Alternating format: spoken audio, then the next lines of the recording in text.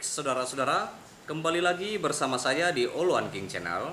Apa kabar dengan kalian? Semoga kita semua dalam keadaan sehat dan berada di lindungan Yang Maha Kuasa.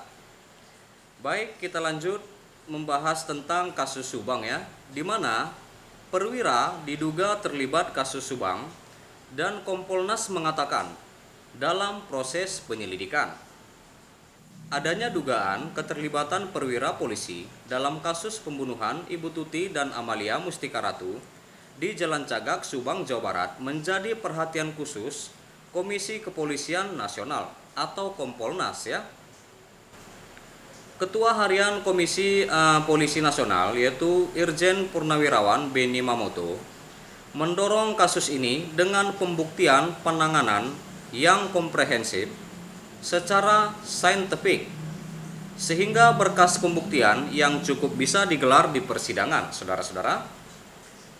Di mana beliau mengatakan, yaitu Pak Benny di Mapolda Jabar, Kota Bandung, Jawa Barat, Jumat tanggal 10 bulan 11 2023. Beliau mengatakan, kami dari Kompolnas mendorong apabila sudah cukup pembuktiannya, berkas bisa dikirim ke JPU sehingga nanti digelar di persidangan dan biarlah nanti publik mengikuti apa yang sebenarnya terjadi.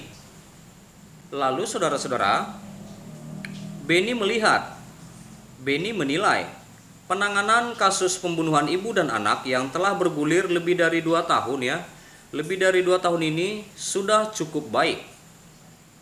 Pasalnya, penyidik cukup ulet, mendalami dan mengecek hingga datang ke TKP berkali-kali untuk melakukan olah tempat kejadian perkara hingga prarekonstruksi. Lalu Pak Benny Mamoto mengatakan lagi, itulah yang membuat progres kasus ini kelihatan.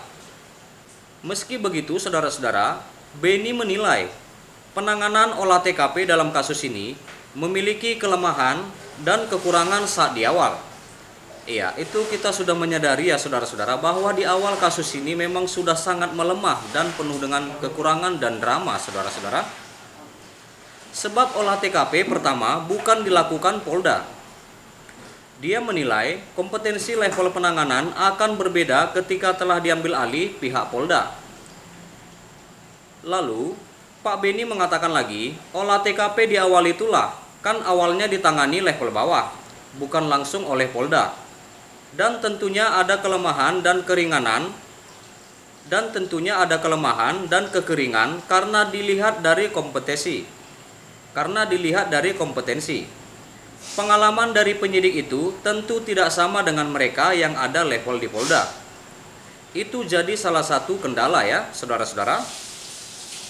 Kemudian, semua pelaku bungkam tidak ada yang kooperatif, hal itu pun menjadi salah satu faktor. Nah, dalam konteks ini saudara-saudara, penyidik menetapkan seseorang atau 5 orang menjadi tersangka ya. Tentunya sudah dilandasi dengan bukti yang cukup, karena itu harus dipertanggungjawabkan nanti di pengadilan. Terkait adanya dugaan keterlibatan perwira polisi, Benny mengatakan hal itu tengah didalami penyidik. Ternyata saudara-saudara, dugaan di balik kasus Subang ini ada sosok perwira. Iya, jadi pantasan saja ya saudara-saudara, sampai 2 tahun ya. Ini OTW tahun ketiga belum juga terungkap ya. Nah, menurutnya lagi, pelanggaran kode etik ini akan ditindaklanjuti di tahapan berikutnya. Pasalnya, saat ini penyidik fokus pada pendalaman kasus ya. Meski begitu, dugaan tersebut akan menjadi perhatian dari Kompolnas. Di mana Pak Benny mengatakan lagi, hal-hal lain yang menyangkut apakah ada pelanggaran etik atau pidana itu berikutnya. Sekarang kasus utamanya dulu. Ada aturan yang berlaku dari pihak Polri. Pihaknya akan terus mengawal kasus ini hingga persidangan.